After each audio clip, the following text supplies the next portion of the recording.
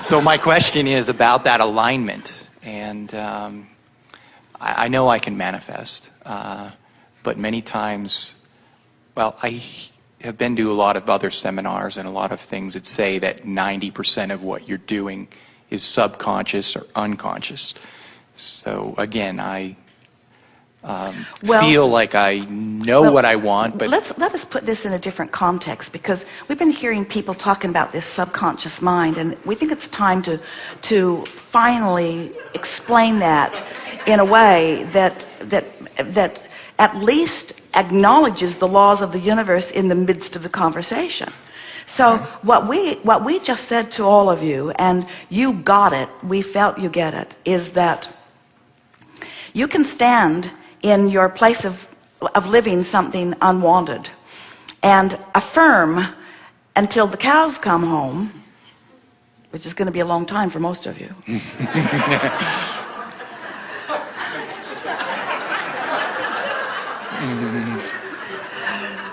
Of what you want. And you don't get anywhere because your words don't matter, it's your vibration that matters. So whoever originally started talking about the subconscious mind may have been tapping into is that it's the vibration that is at the basis of your attraction, not your words. And that's what they're calling the subconscious.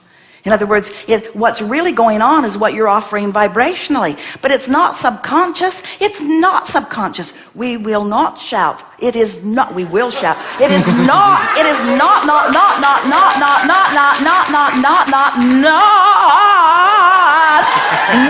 subconscious. Because you built your vibrational patternings with conscious thoughts. I don't like that, I don't like that, I'm unhappy with that, I don't like that. Those weren't unconscious thoughts, those were conscious thoughts. You consciously practiced yourself into a vibrational pattern that is depriving you of what you want, and now you're calling the pattern subconscious.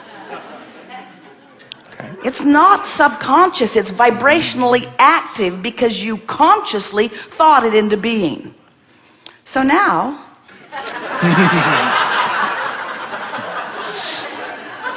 however, when we ask you to generally tune before you fine tune, and we ask you to feel for an emotion, that's conscious too, isn't it? In other words, can you unconsciously feel for an emotion? It's all about focus, isn't it? So now you're going to consciously feel for an emotion and consciously place yourself in the vortex, and then you're going to consciously think even more specific about what you want. In other words, you are the creator of your own experience. It would be like saying, I'm the painter of my own picture, but I always do it blindfolded. And we say, well, that's just dumb. You could do so much better if you would use your eyes. No? I like to subconsciously paint. Okay.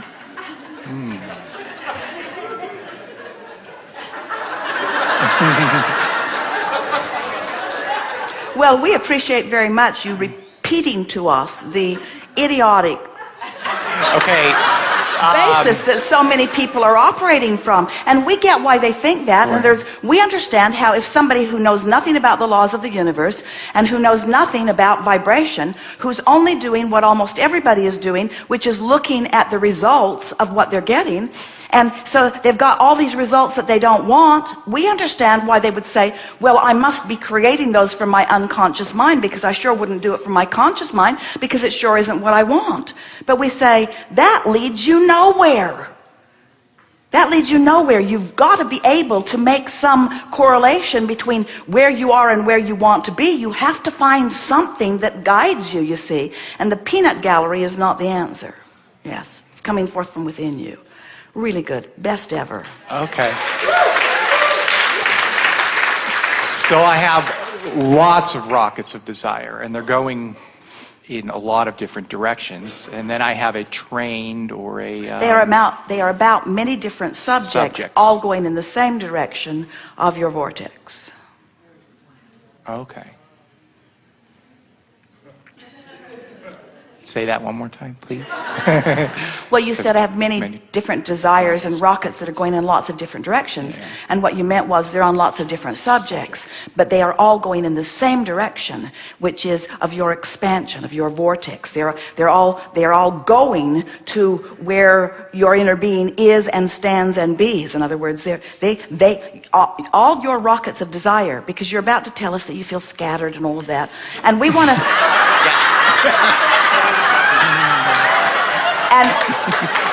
And we want to say to you that the vortex, there's nothing scattered in the vortex. You're sending it to the vortex, and the vortex is assembling them into cooperative components. And when you get into the vortex, you don't feel scattered. It just unfolds logically for you. Okay, and a practice that will get me into the general or away from the scattered feeling to be able to... So what this sales job is that we're doing here, we're just wanting... So you came right with us. In other words, we know that you understand that it's about attraction and that you've got a point of attraction going on. We know that you know that. And so now we're just making it more vivid because we want you to realize that what your true point of attraction is in this vortex. That's your true point of attraction. So you have one singular intention, and it's not scattered, and it's not hard to understand, and it isn't hard to do. You don't have to sort out all the ideas, and you don't have to sort out all the subjects, and you don't have to figure out all the action. You don't have to do that. You have one singular, important, singular thing to do. Get in the vortex. Get in the vortex. And we've just been talking about that, and the easiest way to get in, well, first of all, you're in there several times every day, so just notice it and milk it when you're in there. But the key to the vortex for you and for almost everyone, especially in the beginning of understanding this, the key to getting in and staying in is find something easy that feels good and milk it. And the thing that we have to help you overcome is a very simple, flawed premise that you learned early on and have been practicing for a long time, and that says, I'm supposed to work hard. I'm not supposed to look for easy. I'm not supposed to look for the path of least resistance. I'm not supposed to try to make it easy on myself. Because you've been trained by so many people who are out of the vortex. You see, they've been teaching you the hard way of going about it because it's the only way they know. If you're not in the vortex, life is hard. And so almost everybody you know says, well, you're my employee, or you're my child, or you're my student, and there is no gain without pain, and there is no success without struggle, and you've got to get determined, and you've got to apply yourself, and you've got to work really hard, and you've got to dig in, and you've got to use your grit and your willpower. And we say that's relatively good advice. It's better maybe than not succeeding at all, but it's advice for the whole group that's outside the vortex. And that whole group that's been outside the vortex for a long time has been really, really irritated at the rich, successful group that's found a way into the vortex who isn't working nearly hard enough. It's so annoying. It's so annoying to watch someone not try at all and have incredible success. Oh man, that person inherited a fortune. Well, that person is in the vortex whether they inherited the fortune or not. In other words, it's continuing to come because of the alignment that they're continuing to maintain, you see. Really good conversation, don't you think? Yeah. So the challenge that you have in you and almost everyone else is we have to convince you that it's all right for you to take the easy way. And if we can convince you that it's all right to take the easy way, and you believe us when we say the easy way is going straight to the vortex where what you thought was scattered out there is all assembled logically in here, and you spend enough time in the vortex just feeling good, think about people that you've heard about or that you know who must have been doing something like this in order to find their success. So let's take like a songwriter, or even an author. Frequently you hear them say, that song came so fast. Came so fast. Took me 20 minutes to write this. The idea hit me, and when I sat down to write it, it's right there. And other times they'll say, yeah, I worked on that song for 5 years. Never did like it, never really amounted to anything. And we say, write the song out of the vortex, write the song in the vortex.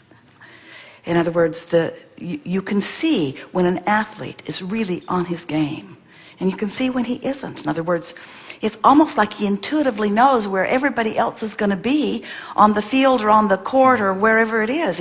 If he's tuned in, he can anticipate where his tennis challenger is going to put that ball. He can read the guy's mind and be ready for where it goes. When you're in the vortex, you have access to information that you don't have outside the vortex.